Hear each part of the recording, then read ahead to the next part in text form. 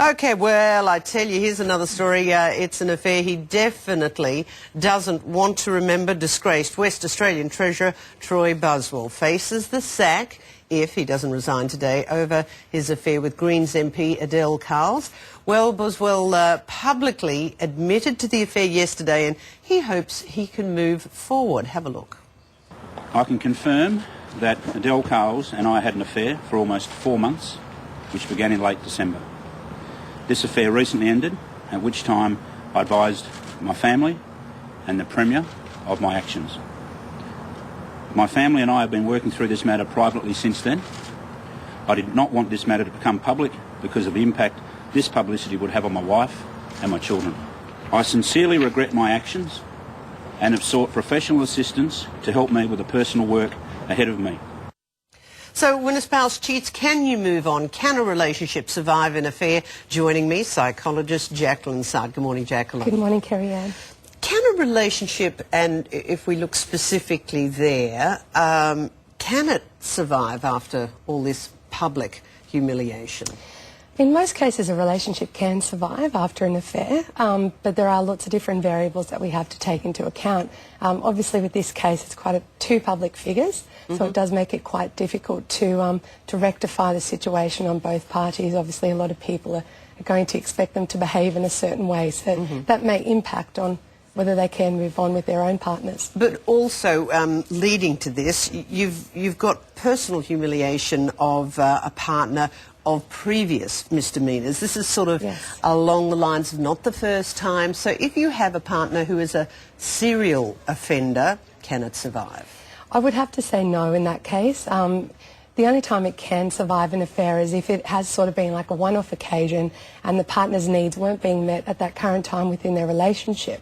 But in this particular situation with the Treasurer for Western Australia, he's obviously been a serial cheater, so whether he values his relationship with his wife is yet to be seen. Yes, well, I'm not sure he's been a serial cheater, but he certainly has had some public issues that we've discussed before. We heard him say he's been working through this professionally with his wife. How hard is it to drag blokes to a psychologist to get marriage counselling? From your experience, is it tough?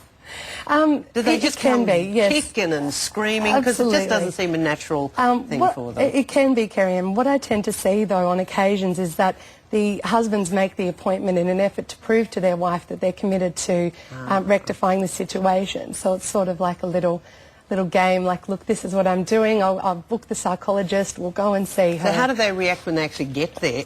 Are they contributing to it? They do contribute, but you do, if the issue has been that their husband has been cheating, obviously it's more difficult and painful for the wife to go through that. So are they interested? Do they, from your experience, actually learn anything by being with their wife and with a psychologist? Most do of they the time, get anywhere? Yeah, most of the time they do. Absolutely, absolutely. It's a good sign of commitment to the relationship if they're making the effort to go on and see the psychologist. Okay. When I read some of the statistics last night, 70% of all marriages apparently experience an affair sometime. Now, let's assume you can get through a one-off misdemeanour. Let's look at some tips quickly, if we may, Jacqueline. Okay, not a problem. Yes, affairs are becoming more commonplace today, and I think that's just an issue from society. We've not got as many boundaries established as we had in the past. Tips to survive is to be quite open and trusting within your partner, to ensure that you've got great self-awareness of your own needs and those needs of your partner as well, so that you can establish genuine intimacy to ensure that both on a physical, mental and emotional level, the needs are being met by both people. Communication, always a very strong point, to ensure that you're quite open and effective with your communication styles, to make sure there's no sort of breakdown there and lead to a problem in the marriage or the relationship. Well, thank you, Jacqueline Sard, very much. Good morning. Thank you.